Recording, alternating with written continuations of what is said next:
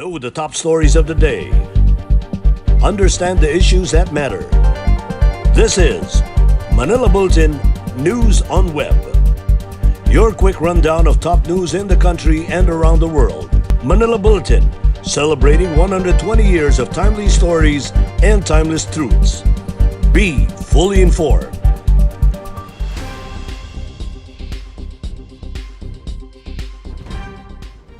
Hi, I'm Barbie Atienza. This is MB Now, and here are your news on web. The National Economic Development Authority chief recommends to put the country under a less restrictive Modified General Community Quarantine, or MGCQ, starting next month. NEDA believes this could be the solution in order to revive the ailing economy. Our Malacanang senior news correspondent Jen Cabiling has this report. In order to address the rise in hunger as well as stimulate economic growth, the entire country should be placed under the most relaxed Modified General Community Quarantine, or MGCQ, starting March 1, 2021, according to Acting Socio-Economic Planning Secretary Carl Kendrick Chua's recommendation to President Duterte Monday night. Chua has asked for the President's approval of such recommendation after citing the rise in hunger incidents as well as income loss reaching 1.04 trillion pesos, arising from the strict lockdown since March 2020. Given progress on the health side and no spike in COVID-19 cases from the reopening of the economy last October and the year-end holiday, ang recommendation po namin, number one, we further open the economy to MGCQ for the entire Philippines, especially NCR, starting March 21. And the main reason is gusto na po natin ma-mitigate or mabawasan yung sickness, hunger, poverty, job, and income loss that are arising from non-COVID cases. If needed, Chua said localized lockdown should instead be implemented to curb any COVID transmission at the barangay or municipal level. Chua also recommended the further expansion of public transportation from 50% to 75% so more people can go to their workplace. He said proper health protocols must be observed to ensure the safety of passengers. Another recommendation of the NEDA chief was to further expand the age group allowed to go out of their houses with proper health safeguards. He said the government could gradually allow persons aged 5 years old to 70 years old to leave their homes subject to the discussion with Metro Manila mayors. At present, only persons between 15 years old and 65 years old are allowed to leave their houses during the community quarantine. Yung safeguard naman, pwede lang lumabas yung kabataan with their parents only, or initially they can go out to more open areas at hindi naman ibig sabihin na pupunta sila sa malls. Chua likewise backed the proposal to resume the pilot study on face-to-face classes in the low-risk areas. We are proposing, Mr. President, i-resume natin because nakita po natin na yung COVID cases at yung UK variant ay nakokontrol po natin. For MB Now, this is Janeline Cabiling reporting. 8 cities in the National Capital Region are showing an increase in the number of coronavirus disease cases, according to Health Secretary Francisco Duque III on Monday's address to the nation. Aside from the 8 cities in the NCR, which Duque did not identify, Region 7 and Caraga were also showing an increase in infections. But he said in general, the country was seeing a decrease in the number of recorded cases. He also revealed that as of February 15, the number of new COVID-19 cases in the country was at 1,685, with a total number of confirmed cases now at 550,860. Duque said active cases or those asymptomatic, mild or moderate, were at 26,043, which was equivalent to about 94.4%. While severe and critical cases, he said, was at 1,545, or equivalent to 5.6%. Not fit to be president. That is how President Rodrigo Roa Duterte describes Vice President Leni Robredo. This came after an accusation of Robredo that Duterte is trying to extort money from the United States in exchange for the continuation of the Visiting Forces Agreement. The president even advised Robredo to study more and need to take a refresher course on Philippine laws. Our Malacanang news correspondent Argil Heducos has the details. You are not really qualified to run for president. You do not know your role. President Duterte went on to allege that Vice President Leni Robredo was not qualified to become president because she did not know that the country's foreign policy lies exclusively in the President of the Philippines. Duterte chided Robredo about the statement she made last February 12, accusing him of trying to extort money from the United States in exchange for the continuation of the Visiting Forces Agreement or VFA, and lashed back that being a lawyer, she should have known better that the president holds exclusive authority to chart the country's foreign relations agenda. Duterte advised Robredo that she should study more if she wanted to become president, as she was obviously not aware of her role in government. Every time she opens her mouth, talagang when she forgets that she's a lawyer, kinakabahan ako if by chance ma-presidente ka. If by unfortunate chance you become the president, please study more. I think that you need a refresher course sa law. President Duterte also called out Senator Fil-am Clarkson for sharing the same sentiment as Robredo, but said he was more inclined to forgive him because, unlike Robredo, he was not a lawyer. Use a language that will promote your person, your human being. Hindi yung basta-basta ka na lang mag-post-post dyan tapos without really finding out whether you are part of it or not. Telling you, you are not. So next time, consult a lawyer in your office. On Monday, presidential spokesman Harry Roque said that President Duterte was only right to ask the US to pay up for the right to engage in VFA activities in the country because it was making the Philippines a valid military target for its potential foes like China. Hindi po ito extortion. Pagka nagkagera po, narito po ang mga puwersa ng mga Amerikano sa Pilipinas. Natural, anong gagawin ng mga kalaban ng mga Amerikano? Sasantuhin ba tayo? Miski sabihin natin na hindi po tayo kasali sa kanilang gulo. Hindi po. The VFA, signed in 1998 and ratified the following year, allows joint trainings between American and Filipino soldiers in the Philippines and governs the conduct of US troops while they are in the country.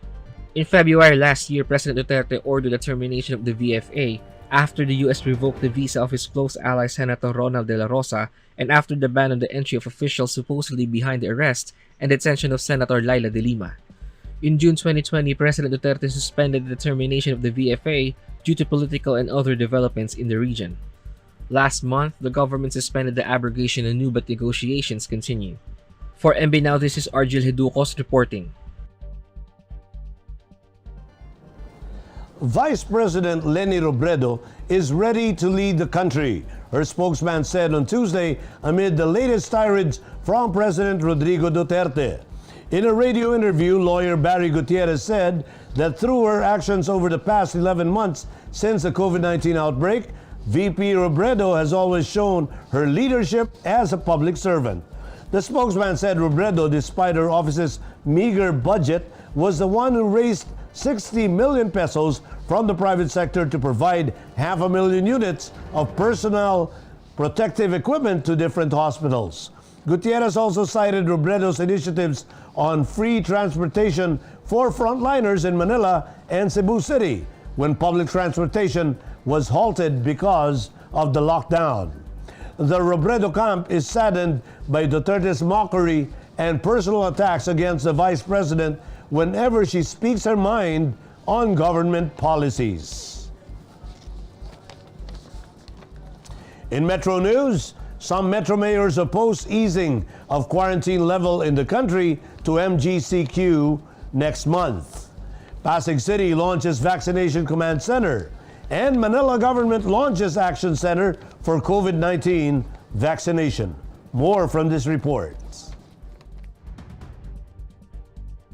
Some Metro Manila mayors opposed the proposal of placing the entire country under the Modified General Community Quarantine or MGCQ starting March 1. In a television interview, San Juan City Mayor Moira said it's better for Metro Manila to remain in its current quarantine status, which is GCQ. Zamora said the main difference between MGCQ and GCQ is that business and industries are allowed to open. Marikina Mayor Marcy Chidoro said the decision to relax quarantine measures should be based on data on COVID-19 cases in the country. It should also be based not only on the recommendation of the economic expert but the health experts as well. On the issue of allowing the reopening of cinemas, both mayors said they are not in favor of the move.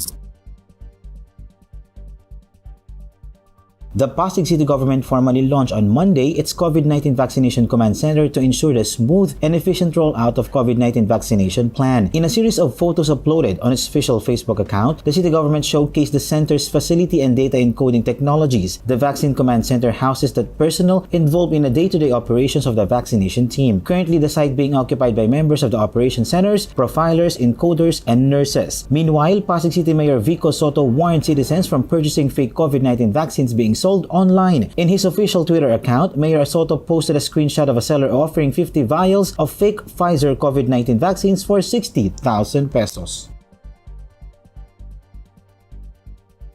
The Manila City government launched on Tuesday an action center when the public can inquire about the city's upcoming COVID-19 vaccination program. The action center is part of the city's government's preparation for the upcoming immunization of its residents, workers, and visitors to the city, according to Manila City Health Officer Dr. Arnold Pangan said. The City Health Officer encouraged the public to call MCVAC through the following numbers if they have any concerns about the upcoming vaccination program. There are at least 18 vaccination sites located in public schools in the city's 6 districts that have 3 medical teams per site. Manila City Mayor Francisco Osco Moreno Dumagoso said the local government aims to vaccinate 1,000 individuals per day with a daily target of 18,000 citywide or 126,000 in 7 days.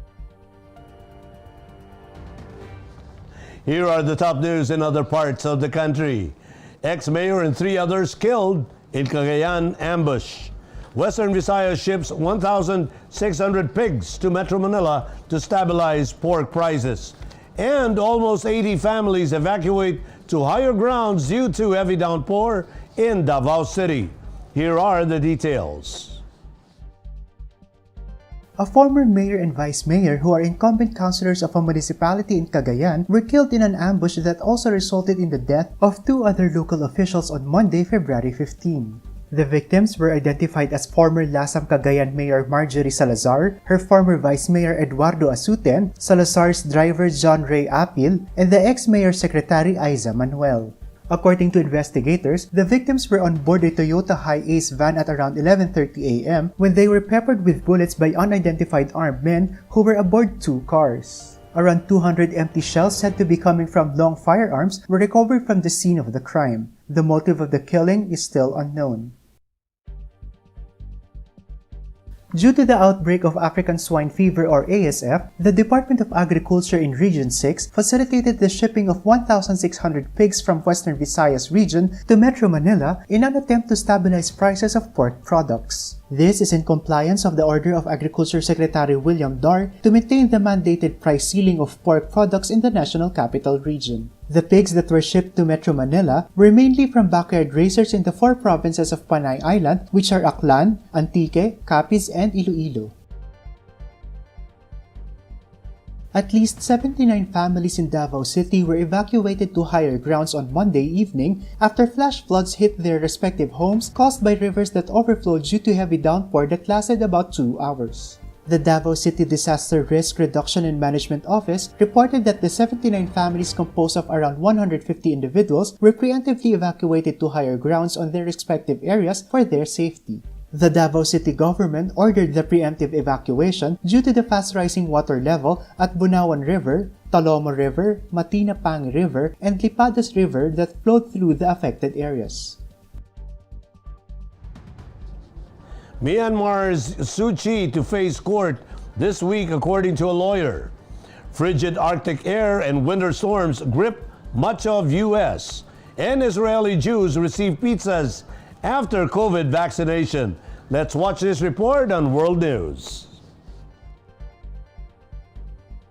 Myanmar's deposed leader Aung San Suu Kyi will appear in court via video conference this week over charges brought against her by the new military junta, according to his lawyer. Army Chief General Min Aung Hlaing has justified the February 1 coup by alleging widespread voter fraud in November's elections, which Suu Kyi's National League for Democracy party swept. President Win Myint, who like Suu Kyi was detained in a dawn raid on February 1, was charged with violating coronavirus restrictions when he took part in a campaign event last September that drew hundreds. Both are expected to be questioned on Tuesday and Wednesday outside a court in Naypyidaw, Myanmar's capital, after a meeting with a judge. Since the coup, about 400 people have been detained, according to the Assistance Association of Political Prisoners Monitoring Group.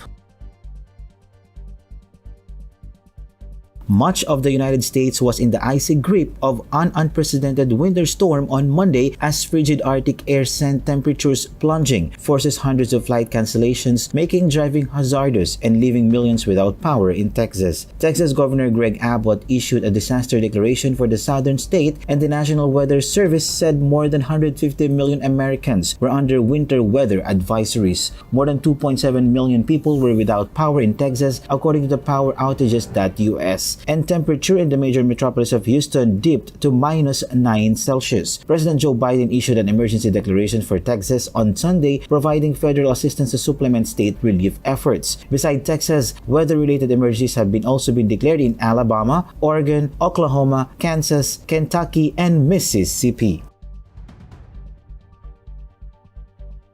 In a bid to encourage more people to get vaccinated against COVID-19, Israeli authorities distribute pizzas at the vaccination center in mainly ultra-Orthodox city in Bnei Brak. According to some Jews, they disagree getting vaccinated, but they have to follow what the wise rabbis tell them to do. They did not know that they will receive a pizza after inoculation. The Jews applaud the government's campaign, seeing a green light in Israel's battle against COVID-19. In entertainment, Moira de la Torre woke up to the good news that the music video of Paubaya from the last chapter of her 2020 album Patawad has dominated the online world and garnered 10 million views in less than 36 hours. This after the music video created a buzz due to the closure scene where the music video's lead actors Joshua Garcia and Julia Barreto apologized and thanked each other after their relationship ended. In her Facebook page, Moira said thank you for the love that fans have given to her. She also said that she salutes those who forgave and set free their loved ones. Moira also shared some behind-the-scenes photos of the music video, which featured actors and former sweethearts Joshua Garcia and Julia Barreto. In a separate post, Moira also thanked Joshua and Julia for agreeing to appear in the music video. In sports, Filipino-American Jordan Clarkson erupted for 40 points off the bench as the Utah Jazz overpowered the Philadelphia 76ers 134-123 in the NBA's clash of the conference leaders on Monday. Clarkson produced a dazzling display of long-range shooting, making 8 of 13 attempts from beyond the arc as Utah overturned an early double-digit deficit to score a convincing win at Salt Lake City's Vivint Arena. The night belonged to Clarkson, whose high-scoring cameo also saw the Jazz stretch their lead at the top of the Western Conference and extended the team's unbeaten streak to 8 games. And those are the news on Web today, February 16, 2021. For more news and details, get your copy of Manila Bulletin newspaper tomorrow or log on to www.mb.com.ph. You may also subscribe to our newsletter through the link on this video's caption to have the day's latest news delivered to your inbox. I am Barbie Atienza for Manila Bulletin. Join us again tomorrow. This has been MB Now. Be fully informed.